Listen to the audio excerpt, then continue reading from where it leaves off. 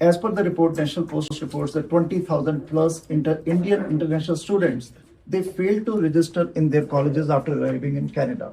The Canadians raised concern of fraud. What happened to them? Whether they crossed over to US or are they still here in Canada? Because many of the colleges, their application of the asylum seeker is very high.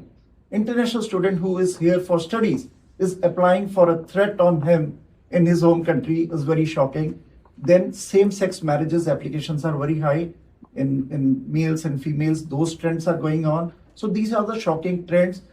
We have become a country of laugh by the world that these things happening here. Our reputation has gone down as a Canada. So who takes that responsibility of this mess, and where are those 20,000 plus students? It's a collective responsibility. That number that you're quoting is a bit of a trailing indicator, but it is one of the reasons why we made a number of these policy adjustments and clamped down on the system in general, and ready to do more. But I've done 2 waves of clampdowns in the last little while. We've seen results where it has prevented a large number of instances of fraud. Verification letters are very important. There's a lot of responsibility, frankly, on the universities that are welcoming people to take responsibility for these people that are paying exorbitant fees just to show up in Canada. It doesn't make sense that if you're paying that much money, you suddenly turn your back when the person doesn't show up in your classroom, right? And that is a Canadian state doesn't follow everyone's comings and goings. That's the reality. I don't track you. Just the conspiracy theorists think we track you guys. No, we don't. And that's the reality. I'm not being cavalier about this, but the reality is that they did get a visa. They were expected to go study, and for one reason or another, there's a large number of people that didn't do so. They may have abused the ability to go work in whether it's underground or legitimately, and that's something I think we need to follow a little more closely. It isn't just the federal government, it's provincial governments, it's institutions that have perhaps even entertained false hope. People have paid a lot of money just to get in here, and then if they disappear, it's not right. You're expected to study, and if you're not, you shouldn't stay here. That's why some of the clampdown has been so important, to make sure that we are actually getting in legitimate students into this country, and I think we've seen that largely. I'm prepared to do more if need be, if I see this trend continuing. My sense is that it has dropped. Is it perfect? That I think remains to be seen. It's very difficult right now for even some of the top institutions that weren't doing all that much wrong.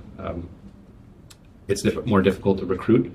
I think we need to make sure that the Canadian brand does focus on excellence, on quality, and less quantity. And clearly, I'm ready to do more, but it'll require a rebranding exercise, but also a rework with universities and colleges and provinces. Important to make that responsibility, to make sure that we are following people more closely in their academic journey. Because again, we're talking about a younger set of the population, our kids, that we need to follow closely and make sure that they're being properly accompanied when they come into Canada legitimately, including.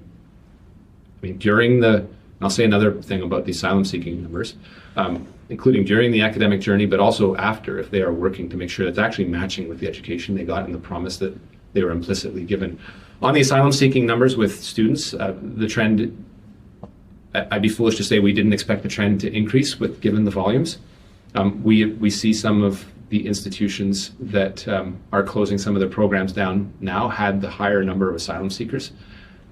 But let's bear in mind that, again, if you follow the money, those institutions took the money.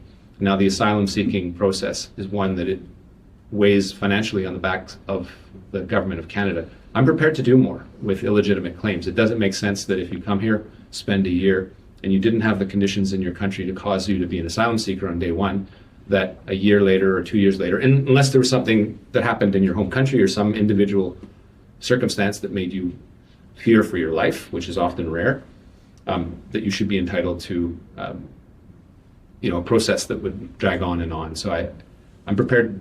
Parliament is prorogued currently. I am prepared to introduce a bill in Parliament, or even take other measures, whether it's by regulation or others, to make sure that those cases in particular are